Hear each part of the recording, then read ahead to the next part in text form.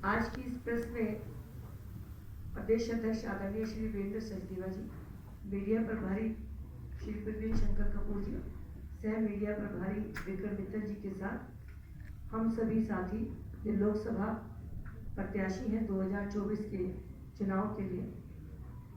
मैं पश्चिमी दिल्ली क्षेत्र से आती हूँ और इस क्षेत्र का बहुत सौभाग्य रहा कि पिछले 10 वर्षों में प्रधानमंत्री जी ने इस क्षेत्र में बहुत काम किया है।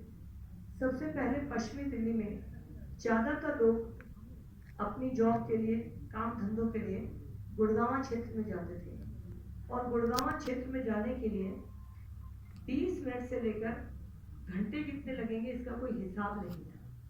प्रधानमंत्री नरेंद्र मोदी जी ने अभी कुछ दिन पहले द्वारका एक्सप्रेस वे का उद्घाटन किया, जो पश्चिमी दिल्ली के लिए लाइफलाइन है। गुड़गांव को पश्चिमी दिल्ली के सभी क्षेत्रों से, जो भी मेरे चाहे वेस्ट है या नजफगढ़ है, बहुत अच्छे से कनेक्ट करता है। लोगों की जाम की समस्या से उनको मुक्ति मिली और समय कम लगेगा।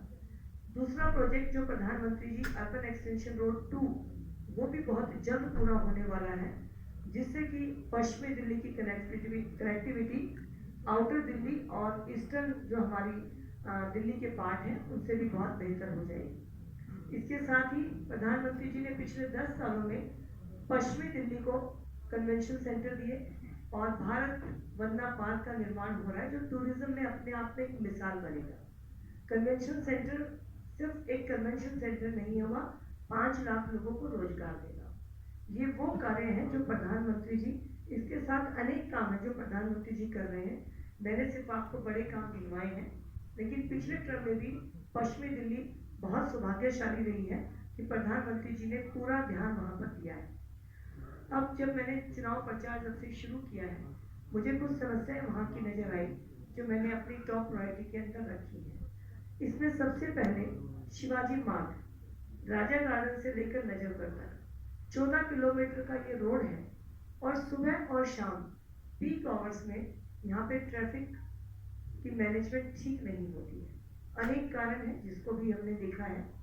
ये मैं आपको आपके माध्यम से बताना चाहती हूँ कि सर्वप्रथम मेरी प्रायोरिटी होगी कि ट्रैफिक पुलिस और वहाँ के जो लोकल हमारे स्टेक होल्डर्स होंगे उनके साथ बैठकर 14 किलोमीटर के इस रोड को, जो लाइफलाइन है वेस्ट दिल्ली लोकसभा की, इंटरनल दिल्ली से, सिटी दिल्ली से जिसको कनेक्ट करती है, उसको हम क्लियर कराएंगे और यहाँ से ट्रैफिक जाम की प्रॉब्लम्स को खत्म करेंगे।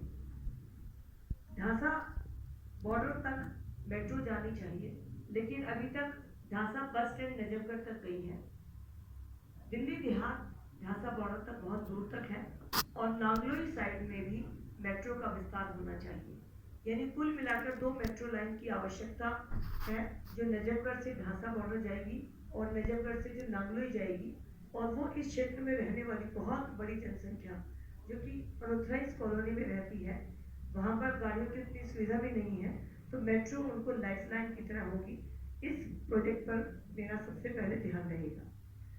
पश्चिमी दिल्ली में जो पॉल्यूशन की हम बात करें तो दिल्ली में ही पॉल्यूशन बहुत बढ़ गया है, लेकिन जब दिल्ली में जितना पॉल्यूशन होता है, पश्चिमी दिल्ली में हमेशा उसका लेवल कुछ ज़्यादा होता है। तो पश्चिमी दिल्ली में पॉल्यूशन कम करने के लिए हम पॉल्यूशन के लिए जो भी टावर्स रखते हैं, जो भी एक रिसर्च वर्क करके काम हो सकता है, स्पेशल पश्चिमी दिल्ली के लिए हम उस पर काम करेंगे।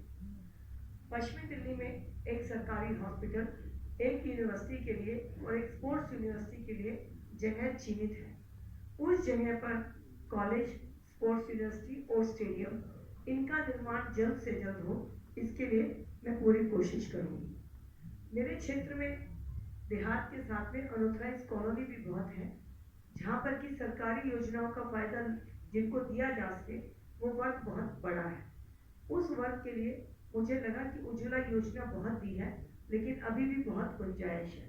समृद्धि, विश्वकर्मा योजना, जितनी भी ये योजनाएं हैं, इनके लिए हम लगातार एक ऑफिस खोलेंगे हर विधानसभा के अंदर, जहाँ लोगों को जानकारी दी जाएगी। हम कैंप ऑर्गेनाइज करेंगे और उनको ये सुविधाएं दिलवाएंगे।